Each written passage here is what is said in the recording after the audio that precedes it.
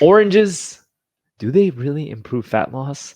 Why you need to chew gum while you're walking, and eating bugs to build muscles. These are some crazy things that have been coming up, and some research papers that have been going up that I want to share with you guys, for a couple different reasons. But I'm going to jump straight into it. Okay. So this is a study that they did.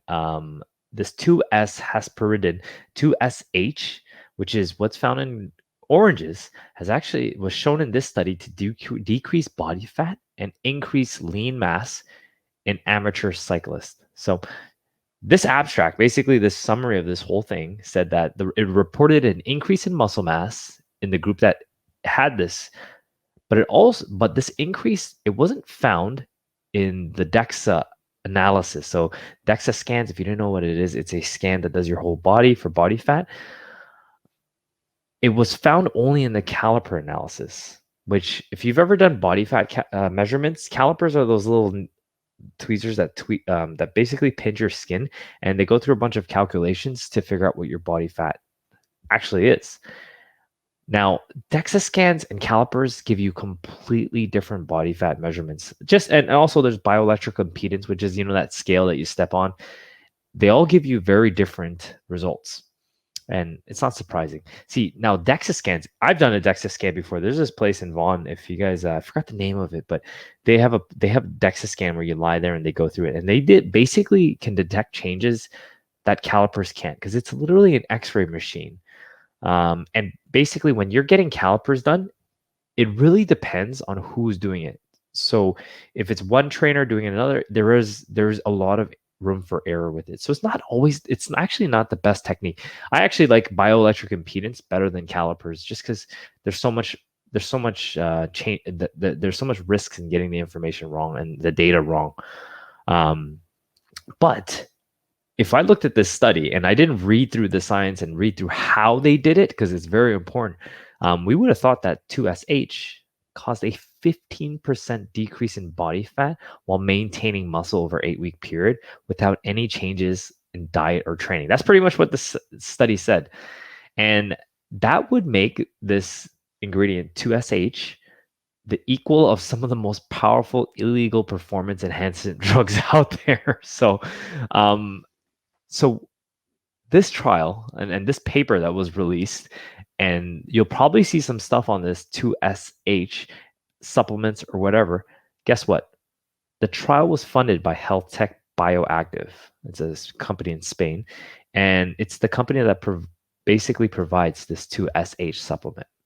So you gotta have to be able to read health studies like these, and they'll probably use it and they'll cite their work, but the problem is how they did it. They used skin fold calipers versus DEXA scans.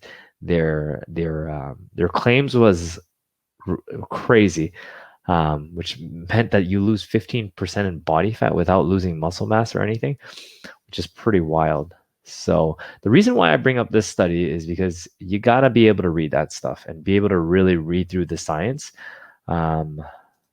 which just goes to show that oranges, and the summary of this is oranges, they're not cut out for fat loss. They might be packed with nutrients and vitamin C, but they're not that magical thing that's going to help you lose weight. So I want to debunk that study. Now, on to another study. This study showed that gum chewing actually increases energy expenditure during a walk. So researchers have noted that, like, when you chew gum, you basically increase your heart rate, which actually increases your energy expenditure while you're walking. And they basically did this study where they compared the effects of chewing gum during a 15-minute walk to those who took just like a tablet with similar ingredients and energy content before the walk. Basically, there was statistically significant differences in walking speed, step count, heart rate, and energy expenditure during walking. And they were all high with the people that were chewing gum. It was about 5.1% higher than the tablet group. Now, although these results are super compelling, it's worth noting that the difference in energy expenditure was about 3 calories. And the gum contained about 6 calories per serving. So you're essentially, even though you're expending more than 3 calories more, you're eating 6 calories more. So But it would be useful to know how walking while chewing gum compares to walking without. Basically, the idea is that when you're chewing gum, you're walking more briskly. So that's how they liken the results. So debunk this study. So if you see something like chewing gum helps you lose weight faster, very insignificant differences. All right. So here's my joke for you guys. What did the pack of gum say to the train? Choo choo. There we go. So I have to throw that one in there for you. Anyways, last study. This one posed the question, can eating insects help you build muscle? So basically what this study was, they took animal protein and they compared it with a mealworm based supplement. And very mealworm supplement, you can see some of the stats, 46 grams of protein, 6 grams of carbs, and 5%, 46% of the calories were from protein, carbs, and fat. And then you can see the differences there. Basically, they found that it was very similar in terms of how much protein that you get from either sources. And although the study shows that it's about the same, even though um, you're eating less from the mealworm supplement, it suggests that the mealworm supplement may have similar anabolic properties to whey protein, something like a milk-based supplement. However, the mealworm-derived supplement, it was way higher in calories and fat than the milk one.